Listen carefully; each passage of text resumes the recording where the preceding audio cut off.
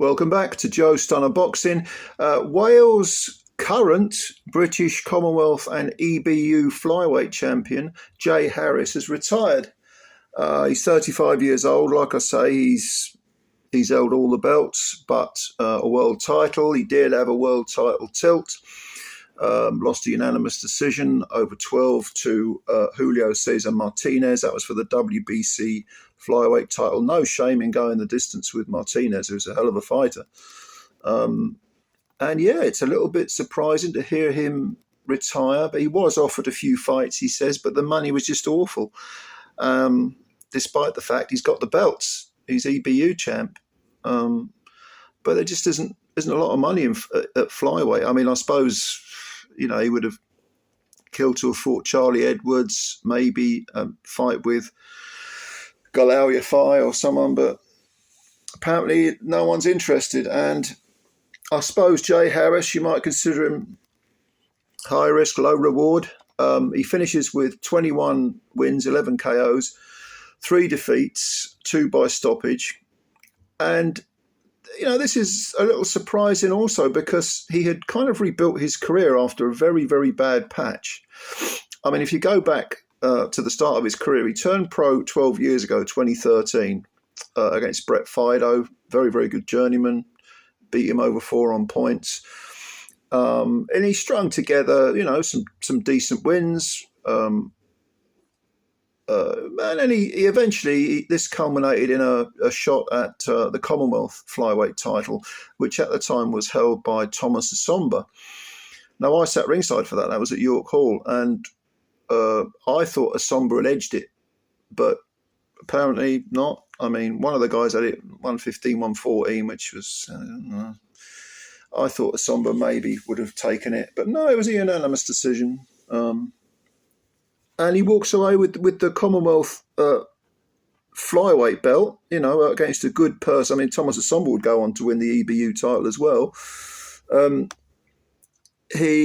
Thomas Asomba would win it actually at higher weight, wouldn't he? Bantamweight, yeah. And he made a couple of defences. He first won the EBU title against Angel Moreno. That was in 2019, so 2 years after he'd won the Commonwealth. That was a unanimous decision over in Cardiff. He beat Paddy Barnes. That was a pretty good scalp. That was in Belfast. Knocked him out in 4 rounds. I think that was body shots, wasn't it? Put Barnes down in the 3rd and the 4th, I think, with body shots. Then he had the Martinez fight, and then people were thinking, this guy's one of the best flyweights in the world, He's at least top 10 flyweight. But then he kind of unravelled a bit because he had a decent 10-round decision over Marcel Braithwaite, who's a pretty good fighter, British, European level fly.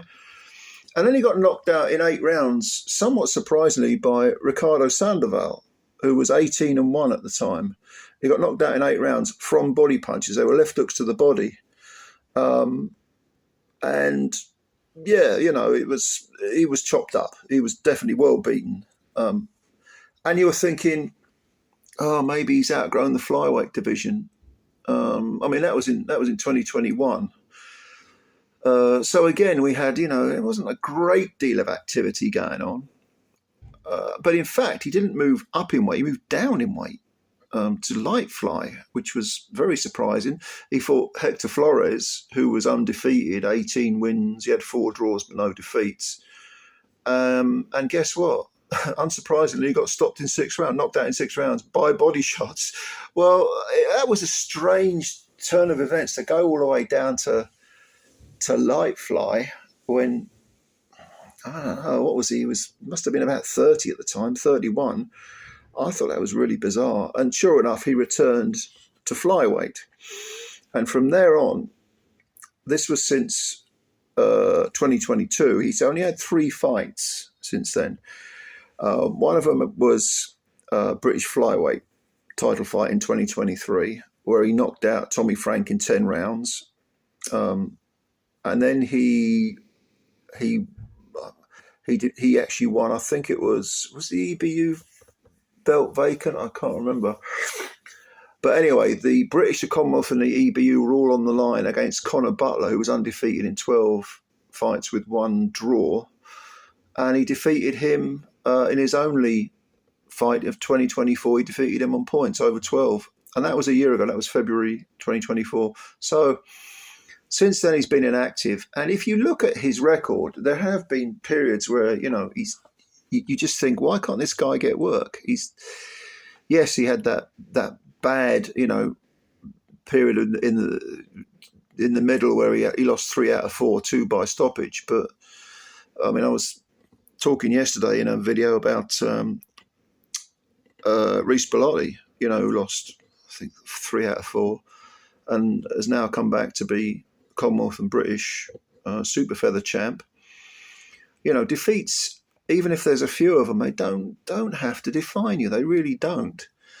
And I think it's more a case of Jay Harris just not being able to get work rather than any desire to necessarily walk away. He is 35, which is old for a flyweight, even by today's standards. He probably thinks, I've won belts, I fought for a world title. There's just no opportunities to make money. I don't know whether he's got a family, but if he has, he's going to want to provide for them, isn't he? So all the best to Jay Harris. Not a bad little fighter. Good little fighter from Wales, from Swansea. His father, by the way, Peter Harris, I remember him. He won a British featherweight title, I think it was. And I always remember him because he had really, really short arms. His reach was like 68 inches or something. Really short arms, like a Tyrannosaurus. But he would, he won the British title too. So like father, like son. So all the best to Jay Harris in his retirement. Thanks for the memories and all that. And if you've got any comments you'd like to make about Jay, did you ever see him fight live? What fights do you remember? Let us know. Comments below. Subscribe to the channel if you're new and hit the like button. And of course, as always, spread the word about Joe Stunner Boxing. Let's get the subscribers up. All right, ladies and gentlemen, thank you very much, and bye for now.